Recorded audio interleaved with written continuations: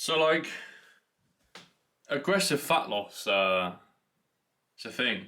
Now, when we look at fat loss, we have to recognise that the fat loss and weight loss are two completely separate things, two completely different things. Now, in order for fat loss to occur, yes, we need weight loss. However, if we're solely just chasing weight loss, we can also be taking tissue from your muscle, which is not great if the goal is to retain your muscle.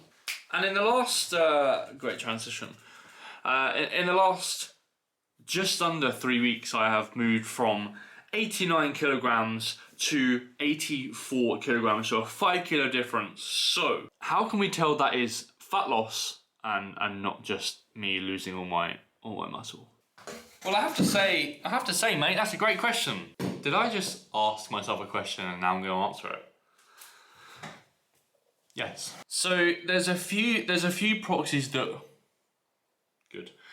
By the way, if you ever see someone doing transitions like this, or like talking at like a similar level to kind of eyeline, understand the tripod is in a really weird and funky position 9 times out of 10, and they're just trying to talk whilst not breaking their camera. Anyway, where was I? So there's a few proxies that we can basically go through that will categorically say that we are losing fat. So number one, most importantly, is going to be your visual look, right? So you can tell basically if a physique is running flat, you can tell whether a physique is kind of a little bit full, spilt, or whatever, right? You can basically tell that from a coach's eye, right? Now, obviously, not everyone has that, so we need other proxies. The big proxy for us is going to be our training performance. That's going to be absolutely fucking massive. If you are going into the gym and in week 1 you are hitting 100 kilograms for 10, and by week 4 you're hitting 50 kilograms for 5, we can categorically say that that weight loss was weight loss and muscle loss probably, and not going to be categorically fat loss. If your training performance is sky high and even increasing in that time, we can pretty much guarantee that we are losing fat with hardly any muscle tissue. I'm becoming more and more of a fan of looking at relative strength. So what is relative strength? So you've got to think that if a 100 kilogram male, for example, is benching, let's just give that 100 kilograms a whirl again, is benching kind of 100 kilograms for 10 reps, right? And then he moves from 100 kilograms to kind of, let's just say 50 kilograms. So quite a big drop, but 50 kilograms, but he's still benching 100 kilograms. He is 1.5 times his strength. Is that right? No, he's twice as, he's twice as strong. But anyway, you get the point. That 100 kilograms, he is 1 times his strength.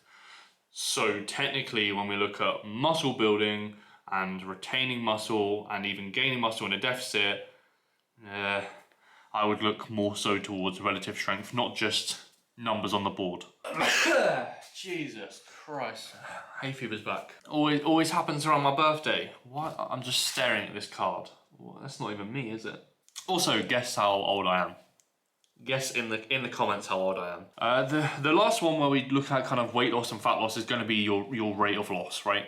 Now, we can categorically say that if you're running past 2% of your mass per week, we can pretty much categorically say that you're going to have a hard time in terms of, number 1, training performance, but number 2, maintaining muscle tissue. If you're running past the 2% as well, it'll be very hard to continue your training performance which you had in a basically energy surplus and a massing phase. And if you're running a 2% deficit and you're keeping up with your numbers in an off season, we can almost categorically say that you weren't training that hard in your off season. So they're like the 3 proxies really: rate of loss, training performance, and also look as well. Them 3 are bueno. Anyway, we are going to train. We have pull on the agenda. I think I take you through like every pull session, but I do have pull every 4th day, so you're gonna see pull again. Only the real stay isolated. Only the real stay isolated. only the real. Hard of this shit, cause I'm ISO deal. Shine on these hoes, ice gold grills. Been in that house, yeah, I might go chill. Rather stay in, cause the hype done fell. Link with the bros, yeah, I might call Lil. Yo, what's next? Only time gon' tell. Last few years, yeah, been unreal. Whoa, staying to ourselves, cause it's better. What you mean? Yeah, we was quarantined way before quarantine. Trapped inside the basement till the sky started to gleam. Yeah, I'm stepping with the Gazas, it's gon' boost. So, that was a doozy one. That is a terrible camera angle, isn't it? And isn't that better? So I thought I'd basically talk about my fat loss journey, because I'm obviously on a 30-day cut, which is kind of almost like sounds really sexy. When you're in a 30-day cut, it's not that sexy. It's actually quite hard. I thought I'd basically just run through like my scale weight numbers and kind of what any adjustments I've made and any of that good stuff. So I did start my cut on the 14th of April at 88.8. I might leave like a physique shot up here, and then basically I'll show you my weight loss journey. I'm now at 84.4, which is quite a substantial drop in that amount of time. It's the 5th of May today. So quite a substantial amount of weight to kind of lose. Pretty much knocking at the door at like, what, 4 kilos, 4.5 kilos, like 9-10 pounds, which is, yeah, in that short amount of time is quite a hefty number. Now, in that time, we made no nutritional adjustments at all. The plan for this mini cut is to be very aggressive. We talk about aggressive fat loss phases. The plan is to basically have you at a low number and just sit you there, make no nutritional changes at all. Steps are at 10,000 steps. 10,000 steps per day, and we do have no cardio in at the minute, just because it's very fatiguing. And we spoke about like weight loss versus fat loss. If I basically pushed in more than I am now, so kind of an increased rate of gain, then yeah, I can categorically say that it's going to be tapping into my training performance, which means, yeah, you guessed it. I was going to more so talk over, you are going to get like fluctuations with scale weight. So what happens is I don't know if you can see this or not. Basically, around like the 3rd of May, so basically the 29th of May, I was 85.1. It basically just stuck. So basically 85.1, it went to 85.4, 85.2, 85.4, 85.8. Now on that 3rd, that last weigh-in, that's when most people from an aggressive kind of fat loss stage, because they don't want to be wasting time, is where most people will cut calories, right?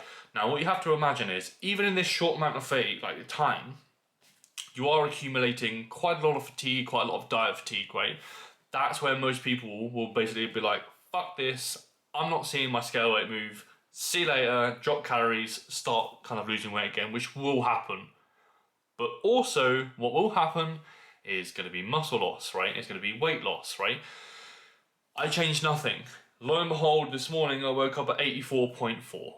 So, like, I didn't change anything. I'm dieting on higher calories. I can hold training performance at a higher amount of calories, because that's what happens. If I drop my calories, then potentially training performance will diminish. So, understand the importance of, like, having this collective data to kind of go from rate of gain, look, training performance, and then assessing them three and saying, do I decrease calories here, right? And that's kind of the good side about like being coached, because a coach can look at this collection of data and not go, yeah, the new low weigh-in will come, right?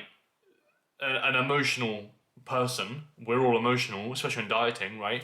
Would look at that scale weight and go, fuck, reduce calories. That's the exact point where your coach can be like, no, but that's the exact point where you could basically save fat loss, weight loss, that section right there, that little tiny decision. So yeah, it can be as quick as that as well, like differentiating between the two. Anyway, that's enough about fucking aggressive fat loss phases. I hope you're well. And this was going to be like a 2-minute vlog. I think I've just spoke for like 5 minutes. So yeah, cool. Hope you enjoyed the vlog. I think next vlog I'll be in Miami actually. So like, I might actually film myself in Miami. Yeah, let's do it. Cool. See ya.